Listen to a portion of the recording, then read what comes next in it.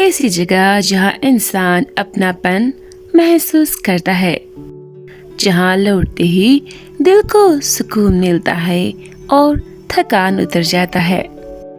लेकिन मेरे लिए वो घर कभी घर बन ही नहीं पाया। शादी के 5 साल हो चुके थे, पर उन 5 सालों में मैंने जितना सहा उतना शायद कोई बाहर से देखकर कभी समझ भी नहीं सकता था। बाहर से सब सामान्य दिखता था, एक हंसता खिलता परिवार, लेकिन उस घर की दीवारों के अंदर मैं धीरे धीरे टूट रही थी। शुरुआत में सब ठीक लगता था, सास सामान्य व्यवहार करती थी और मेरे पति भी बुरे इंसान नहीं थे। मुझे लगा था कि समय के साथ सब अपना हो जाएंगे, लेकिन धीरे धीरे मुझे एहसास होने लगा कि मेरे पति अपनी कोई राय रखते ही नहीं थे। छोटी से छोटी बात हो या बड़ी, हर फैसले में पहले उन्हें अपनी माँ से पूछना जरूरी लगता था। अगर मैं कुछ कहना चाहती, अपनी बात समझाना चाहती, तो मेरी बात पूरी होने से पहले ही एक वाक्य सुनने को मिलता था, माँ को ज्यादा समझ होता है। और बस उसी एक वाक्य के साथ मेरी आवाज हमेशा दबा ही जाती थी। दिन बीतते गए और मैं उस घर में धीरे धीरे खुद को खोने लगी। मैं रोज सुबह सबसे पहले उठती, पूरे घर का काम करती, सबकी पसंद नापसंद की ध्यान रखती। रात तक सिर इतना थक जाता था कि बिस्तर पर गिरते ही आंखें बंद हो जाती थी। लेकिन उन सब के बीच किसी ने कभी ये नहीं पूछा, तुम ठीक तो हो ना? अगर रोटी थोड़ी देर से बनी तो गलती मेरी, अगर कपड़े ठीक से नहीं रखे गए तो गलती मेरी, अगर मैं चुप रही तब भी समस्या, और अगर अपनी बात रखी तब भी समस्या। मैंने खुद को बदलने के लिए बहुत कोशिश की, लेकिन उस घर में मैं कभी अच्छी बहू साबित ही नहीं हो पाई। एक दिन बस एक छोटी सी बात ने बड़ा रूप ले लिया। उस दिन रसोई में काम करते करते थोड़ी देर हो गई थी। सास गुस्से में बोल पड़ी, तुम्हें इस घर की कोई परवाह ही नहीं है, बस खाना और रहना आता है। उनकी ये बात सुनकर मेरे अंदर कुछ टूट ही गया। इतने सालों से जमा हुआ दर्द अचानक आंखों तक आ गया। पहली बार मैंने धीरे से अपनी सफाई देने की कोशिश की। माँ, हमेशा कोशिश करती हूँ, लेकिन मैं अपनी बात भी पूरी नहीं कर पाई। उसी वक्त मेरे पति बीच में आकर बोल पड़े, माँ से ऐसे बात करते हैं क्या? उस पल मुझे ऐसा लगा जैसे किसी ने मेरे सीने पर पत्थर रख दिया हो। दिल में एक छोटी सी उम्मीद थी कि शायद इस बार वो मेरे बात समझेंगे। शायद पहली बार वो कहेंगे कि मैं भी इंसान हूँ, मेरी भी भावनाएं हैं। लेकिन अगले ही पल वो उम्मीद भी टूट गई। वो अपनी माँ के साथ खड़े थे और मैं अकेली। उस पूरे कमरे में 3 लोग थे, लेकिन फिर भी सबसे ज्यादा अकेली मैं ही थी। उस रात मैं बहुत देर तक जागी रही। कमरे की लाइट बंद थी, लेकिन मेरे अंदर का शोर शांत नहीं हो रहा था। मैं बस ये सोचती रह गई, क्या सच में शादी के बाद लड़की का अपना कोई घर नहीं होता? मायके में कहा जाता है अब ये तुम्हारा घर नहीं, और ससुराल में हर दिन महसूस कराया जाता है कि तुम अभी भी पराई हो। उस रात पहली बार मुझे एहसास हुआ, इंसान भीड़ में नहीं, अपनापन ना मिलने पर सबसे ज्यादा अकेला महसूस करता है। देखा ही जाए तो घर में हम सिर्फ 4 ही लोग थे, लेकिन खाने की मेज पर 4 अलग अलग पसंद बैठती थी। किसी को दाल पतली चाहिए होती थी, किसी को गाढ़ी, किसी को नमक थोड़ा ज्यादा पसंद था तो किसी को बिल्कुल कम। और उन सब की पसंद का ध्यान रखने की जिम्मेदारी सिर्फ मेरी थी। सुबह आँख खुलने से लेकर रात तक मैं बस रसोई में ही लगी रहती थी। एक सब्जी खत्म नहीं होती थी कि दूसरी की तैयारी शुरू हो जाती थी। गैस की आंच के सामने खड़े खड़े कहीं बार ऐसा लगता था कि जैसे धीरे धीरे मैं खुद भी अंदर से जल रही हूँ। लेकिन उस घर में मुझे कभी अपनी पसंद से कुछ बनाने का हक नहीं मिला। मुझे क्या अच्छा लगता है ये किसी ने कभी नहीं पूछा। मैं कितनी थक चुकी हूँ ये किसी ने कभी महसूस नहीं किया। ससुर जी शांत स्वभाव के थे, लेकिन सास के सामने हमेशा चुप ही रहते थे। और मेरे पति, वो हर बात में अपनी माँ का ही साथ देते थे। अगर मैं कुछ कहती भी तो तुरंत सुनने को मिलता था, माँ को ज्यादा समझ है। और मेरी बात वहीं खत्म हो जाती। एक रात बस दाल में नमक थोड़ा कम हो गया था। गलती छोटी ही थी, लेकिन उस घर में छोटी गलतियों को भी बड़ी सजा मिलती थी। सास ने पहला निवाला लेते ही प्लेट दूर कर दी। ये क्या बनाया है? उनकी आवाज में नाराजगी कम, ताना ज्यादा था। उसके बाद ससुर जी ने भी कुछ नहीं कहा और अपनी प्लेट साइड में सरका दी। और फिर मेरे पति भी उठ गए बिना एक शब्द बोले। मैं वहीं बैठी रह गई, सबको जाते हुए देखते हुए। कुछ देर बाद मैंने खुद वही दाल चखी। मेरे लिए तो वो बिल्कुल ठीक थी, लेकिन उस दिन मुझे समझने में देर नहीं लगा कि समस्या खाने में नहीं थी, समस्या तो मैं ही थी। उस घर में मेरी हर कोशिश, हर मेहनत, हर चुप्पी सब गलत साबित कर दी जाती थी। उस रात घर पहले से भी ज्यादा ठंडा लग रहा था। कोई जोर से नहीं बोल रहा था, लेकिन सबकी खामोशी मुझे चुभ रही थी। देर रात जब मेरे पति कमरे में आए तो उनके चेहरे पर साफ गुस्सा था। उन्होंने बस इतना कहा, सिर्फ 3 लोग को तो संभालना है, इतना भी नहीं कर सकती। उनका वो एक वाक्य मेरे पूरे दिन की थकान से भी ज्यादा दर्द दे गया। मैं चुप रही, क्योंकि अब सफाई देने का भी कोई मतलब नहीं बचा था। उस दिन के बाद मैंने रसोई में और ज्यादा ध्यान देना शुरू कर दिया। हर चीज नाप तोल कर बनाने लगी, लेकिन मेरा मन उस घर से धीरे धीरे दूर होता गया। क्योंकि कभी कभी इंसान कितना भी अच्छा बनने की कोशिश कर ले, अगर वो गलत जगह पर हो तो उसे कभी सही माना ही नहीं जाता। घर में हर छोटी छोटी बातों पर ताने सुनने को मिलता था। जैसे मैं कुछ भी कर लूं, कभी किसी की उम्मीद पर खरी नहीं उतर सकती थी। सिर्फ कपड़े धोने की बात ही ले लो, मैं घंटों साबुन लगाकर, रगड़कर, धूप में सुखाकर कपड़े साफ करती, लेकिन सास की नजर में उनमें हमेशा कोई ना कोई कमी रही जाती थी। ये फिर से धो दो, इसे साफ कहते हैं क्या?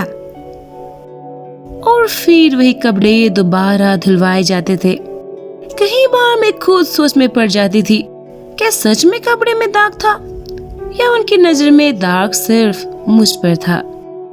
घर की सफाई भी कभी खत्म ही नहीं होते थे। सुबह झाड़ू पोछा, दोपहर में फिर से, शाम को फिर वही। ऐसा लगता था जैसे मैं इस घर की बहू नहीं, एक बिना तनख्वाह की काम वाली हूँ। शरीर दर्द से टूट जाता था, हाथ सुन्न हो जाते थे, लेकिन मेरी थकान देखने वाला वहाँ कोई नहीं था। लेकिन सबसे ज्यादा तकलीफ देने वाली बात ये थी कि उनका व्यवहार हमेशा एक जैसा नहीं रहता था। घर में मेहमान आते थे, वही सास अचानक बदल जाती थी। मेरे कंधे पर हाथ रखकर मुस्कुराते हुए कहती थी, हमारी बहू तो बहुत अच्छी है, पूरा घर अकेले संभालती है। और मेहमान उनकी बातें सुनकर मेरी तारीफ करते थे। मैं भी मुस्कुरा देती थी, लेकिन वो मुस्कान सिर्फ दिखावा होती थी, क्योंकि मुझे पता था जैसे ही मेहमान दरवाजे से बाहर निकलेंगे वो अपनापन भी खत्म हो जाएंगे। फिर वही ताने, वही शिकायतें, वही ठंडी निगाहें शुरू हो जाएंगी।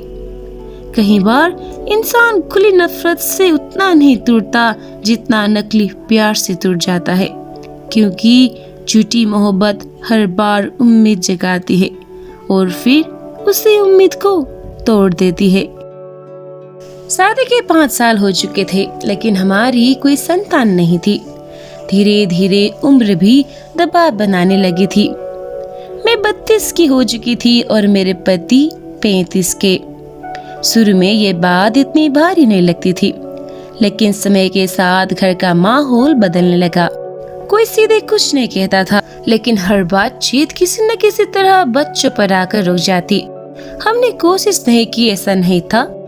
डॉक्टर के पास गए, टेस्ट करवाए, दवाइयाँ खाई, उम्मीदें बांधी, लेकिन हर बार हाथ खाली ही रहे। धीरे धीरे उस कमी का दोष सिर्फ मेरे हिस्से आने लगा। किसी ने कभी ये नहीं सोचा कि दर्द दोनों का हो सकता है। मुझे ही ऐसा देखा जाने लगा जैसे इस घर की अधूरी खुशी की वजह मैं ही हूँ। कई रातों में मैं अकेले बैठकर खुद से सवाल करती थी, क्या सच में गलती मेरी ही है? क्या मैं इस घर को पूरा नहीं कर पाई? लेकिन अगले ही पल दिल अंदर से चीख कर कहता था, मुझे भी तो माँ बनना है, मुझे भी किसी छोटे बच्चे की उंगली पकड़कर चलना था, मुझे भी वो माँ सब सुनने का सपना था। लेकिन मेरी चाहत, मेरा दर्द किसी को दिखाई नहीं देता था। उस घर में मेरी पहचान मेरी मेहनत से नहीं, मेरी कोख से तय गई जा रही थी। चाहे मैं कितना भी काम कर लूं, कितना भी खुद को साबित करने की कोशिश करूं, सब बेकार था। क्योंकि वहाँ एक औरत की कीमत उसके दिल से नहीं, उसकी माँ बनने की क्षमता से आंकी जा रही थी। और सबसे दर्दनाक बात ये थी कि जिस चीज पर मेरा खुद का भी बस नहीं था, उसी बात की सजा मुझे हर दिन दी जा रही थी। कभी तानों में, कभी खामोशी में, तो कभी उन निगाहों में जो मुझे अधूरा महसूस करवाती थी। रात का खाना खाकर जब मैं सारे काम खत्म करके कमरे में आई तो शरीर पूरी तरह थक चुका था, लेकिन मन उससे भी ज्यादा भारी था। मेरे पति बिस्तर पर टिक लगाए मोबाइल में खोए हुए थे। कभी हल्की मुस्कान, कभी छोटी सी हंसी। मैं चुपचाप कपड़े बदल कर लेट गई। कई महीने से उन्होंने मुझे छूने की कोशिश तक नहीं की थी। पहले जैसी छोटी छोटी बातें, मेरा हाल पूछना, बिना वजह पास आना, सब कुछ खत्म हो चुका था। कई बार मैं खुद ही बात शुरू करने की कोशिश करती थी, उनके पास जाकर बैठती भी थी, लेकिन वो हमेशा बिजी ही रहते थे। उस रात भी उन्होंने एक बार भी नहीं पूछा कि मेरा दिन कैसा था या मैं ठीक हूँ या नहीं। मैं आंखें बंद करके सोने की कोशिश कर रही थी, लेकिन अंदर कहीं एक खालीपन बैठा हुआ था, जैसे मैं उसी कमरे में होकर भी उनकी जिंदगी से बाहर हो चुकी हूँ। कुछ देर बाद उन्होंने मोबाइल तकिए के नीचे रखा और सिगरेट पीने के लिए बालकनी में चले गए। कमरे में अचानक सन्नाटा फैल गया। तभी उनका मोबाइल वाइब्रेट होने लगा, एक बार फिर दूसरी बार लगातार। पहले मैंने ध्यान नहीं दिया, लेकिन बार बार वाइब्रेशन होने से मन में बेचैनी बनने लगी। कहीं कोई जरूरी बात तो नहीं? मैंने उन्हें आवाज भी दी, लेकिन बाहर से कोई जवाब ही नहीं आया। मैं हमेशा उनकी मोबाइल से दूर ही रहती थी, क्योंकि एक बार उसे छूने पर उन्हें मुझे बहुत बुरी तरह डांटा था। इसलिए मैंने कभी उनकी सीमा नहीं तोड़ी। लेकिन उस रात लगातार वाइब्रेशन ने मन को अशांत कर दिया। शायद इमरजेंसी हो, यही सोचकर मैंने कांपते हाथों से मोबाइल उठा लिया। स्क्रीन पर जो नाम दिखा उसे देखते ही मैं जैसे जम से गई, माय लव। उसी पल वो अंदर आ गए। उनके चेहरे पर डर और गुस्सा दोनों था। उन्होंने तुरंत चिल्लाकर कहा, मेरे मोबाइल को क्यों छुआ? पिछली बार वाली बात भूल गई हो क्या? मैं वहीं खड़ी रह गई, बिल्कुल सुन। उन्होंने एक बार भी मुझसे नहीं पूछा कि क्या हुआ, मैंने ऐसा क्या दिखा। मैं खुद को रोक नहीं पाई, सीधे पूछ बैठी कि माय लव कौन है। उन्होंने मेरी तरफ देखा तक नहीं। कुछ पल कमरे में अजीब सी खामोशी रह गई, लेकिन जवाब देने की बजाय वो अचानक भड़क उठे। मेरा मोबाइल क्यों छुआ तुमने? उनकी आवाज में गुस्सा था, ऐसा गुस्सा जैसे गलती मेरी हो। मैं बस एक ही बात जानना चाहती थी, कौन है वो लड़की? लेकिन उन्होंने हर बार बात घुमा दी। अचानक वो मेरे कमियां गिनने लगी। घर का काम ठीक से नहीं होता तुमसे, ढंग का खाना तक नहीं बना पाती, इस घर को खुश नहीं रख सकती, इतने साल हो गए, एक बच्चा तक नहीं दे सकी, नालायक। वो सुनते ही ऐसा लगा जैसे किसी ने मेरे सीने के बीचों बीच वार कर दिया हो। मुझे खुद भी समझ नहीं आया मैंने कब हाथ उठा दिया। बस एक थप्पड़। वो अचानक मुझ पर झपट पड़े, मेरे बाल पकड़कर इतनी जोर से खींचा कि मैं संतुलन खो बैठी। रोते हुए लड़खड़ाते हुए मैं लिविंग रूम तक पहुंच गई। मेरे चीखें सुनकर सास ससुर भी बाहर आ गए, लेकिन किसी ने उन्हें रोकने की कोशिश नहीं की। वो लगातार चिल्ला रहे थे। मुझ पर हाथ उठाने की हिम्मत कैसे हुई? सास बस चुपचाप देखती रह गई, जैसे जो हो रहा था वो बिल्कुल सही हो। फिर अचानक मेरे पति ने गुस्से में वो सब कहे जिन्होंने मेरी आखिरी उम्मीद भी तोड़ दी। मैं तुम्हें छोड़ दूंगा, दूसरी शादी करूंगा ऐसी औरत से जो मुझे बच्चा दे सके। वो सुनते ही मेरे अंदर बचा हुआ धैर्य भी टूट गया। बिना सोचे समझे मेरा हाथ फिर से उठ गया। शायद वो सिर्फ गुस्सा नहीं था, वो उन सालों का दर्द था, वो अपमान था, वो हर ताना था जो मुझे मेरी अधूरी कोख के नाम पर दिया गया था। लेकिन उसके बाद सब कुछ और भयानक हो गया। सास अचानक मेरे कमरे में चली गई और अलमारी से मेरे कपड़े निकाल निकाल कर सूटकेस में फेंकने लगी।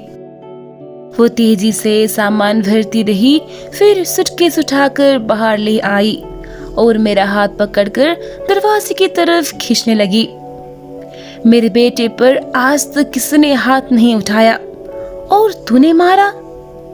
उनकी आवाज में ऐसा व्यवहार था जैसे मैं इस घर की बहू नहीं, कोई अपराधी हूँ। अगले ही पल उन्होंने मुझे घर के बाहर धक्का दे दिया। दरवाजा मेरे सामने बंद हो गया और मैं रात के उस सन्नाटों में अपने सूटकेस के साथ पूरी तरह अकेली खड़ी रह गई। ऐसा लग रहा था जैसे एक ही पल में मेरी पूरी जिंदगी टूटकर बिखर गई हो। तभी मेरी छोटी बहन का फोन आ गया। मैंने कॉल उठाई लेकिन बोल नहीं पाई। मेरे मुंह से सिर्फ रोने की आवाज निकली। मेरी हालत सुनते ही वो घबरा गई और तुरंत मुझे लेने आ गई। उस रात वो मुझे अपने घर ले गई। उसने बिना कुछ पूछे मुझे अपने पास सुला लिया। उसके पति ने भी कोई सवाल नहीं किया। उन्होंने बस चुपचाप हमें अपना कमरा दे दिया और खुद बच्चों के साथ दूसरे कमरे में जाकर सो गए। उस छोटे से सहारे ने मुझे महीनों बाद पहली बार सुरक्षित महसूस कराया। अगले दिन जब बच्चे स्कूल चले गए तब हम तीनों साथ बैठे। मैं घर की बातें किसी को बताना नहीं चाहती थी, लेकिन मेरे अंदर इतना दर्द जमा हो चुका था कि अब वो रुक नहीं पा रहा था। मैं रोते रोते सब बताती गई, हर ताना, हर अपमान, हर वो रात जब मैं अकेले टूटती रही। सब सुनने के बाद मेरी बहन गुस्से से कांपने लगी। उसने तुरंत मेरे ससुराल फोन किया, लेकिन वहां से बस ठंडी आवाज आई, अब दूसरी शादी हो रही है, दोबारा फोन मत करना। और कॉल कट कर दिया। बहन ने गुस्से में कहा कि मुझे तलाक लेकर अपना हक मांगना चाहिए, संपत्ति में हिस्सा लेना चाहिए। लेकिन सच कहूँ तो मुझे कुछ नहीं चाहिए था। मैं बस रिश्ता बचाना चाहती थी। मैं चाहती थी कि कोई एक बार मेरी तरफ भी देखे, मेरी तकलीफ को समझे। लेकिन धीरे धीरे मुझे समझ आने लगा कि रिश्ते सिर्फ एक इंसान के चाहने से नहीं चलते। मैंने खुद अपने पति को फोन किया, लेकिन उनकी आवाज में जरा सा भी नरमी नहीं थी। उल्टा उसी फोन पर मुझे पता चला कि वो उसी लड़की के साथ शादी कर चुके थे, मेरे घर छोड़ने के सिर्फ 3 दिन के अंदर। वो सुनते ही मेरे अंदर जैसे सब कुछ खत्म हो गया। उस पल मुझे साफ समझ आ गया कि उस घर में मैं कभी अपनी थी ही नहीं। मैं बस एक बोझ थी जिसे हटाने का मौका सब ढूंढ रहे थे। मेरी बहन और जीजाजी ने मुझे समझाया, यहाँ रहकर तो हर दिन टूटेगी, बाहर जा, नई जिंदगी शुरू कर। शुरू में मुझे बहुत डर लगा, मैंने कभी अकेले रहने की कल्पना भी नहीं की थी। लेकिन धीरे धीरे मुझे लगने लगा कि शायद यही रास्ता सही है। मैंने लगभग 1 महीने तक हर बात सोचकर देखी और फिर फैसला कर लिया, मैं विदेश जाऊंगी। शायद जगह बदलने से जिंदगी भी बदल जाए। उसके बाद मैं आखिरी बार उस पुराने घर गई। तलाक के कागज मेरे सामने रख दिए गए। जब मैंने साइन किया तब मेरे हाथ कांप रहे थे, क्योंकि वो सिर्फ एक दस्तखत नहीं था, वो मेरी पुरानी जिंदगी का अंत था। घर लौटने के बाद मैंने माँ पापा से बात की। उन्होंने गांव की जमीन तक गिरवी रखने का फैसला किया ताकि मुझे विदेश भेज सके। बहन और जीजाजी ने भी हर कदम पर मेरा साथ दिया। कुछ ही महीनों में मेरा वीजा भी आ गया और अब कुछ दिनों बाद मेरी दुबई की फ्लाइट है। मैं एक नई जिंदगी शुरू करने जा रही हूँ। पुराने घाव अब भी साथ है, लेकिन इस बार दिल में थोड़ी उम्मीद भी है। 3 महीने पहले तक मैं उस घर में एक नौकरानी की तरह, एक पिंजरे में बंद कैदी की तरह जी रही थी। और आज पहली बार खुद को खुली हवाओं में सांस लेते हुए महसूस कर रही हूँ। मुझे कभी नहीं लगा था कि मेरी अंदर इतनी हिम्मत है, लेकिन शायद समय इंसान को इतना मजबूत बना देती है कि एक दिन वो खुद अपनी ही ताकत देखकर हैरान रह जाता है। अब मैं अपने भविष्य खुद बनाऊंगी, किसी के डर से नहीं, किसी की इजाजत से नहीं, अपने दम पर।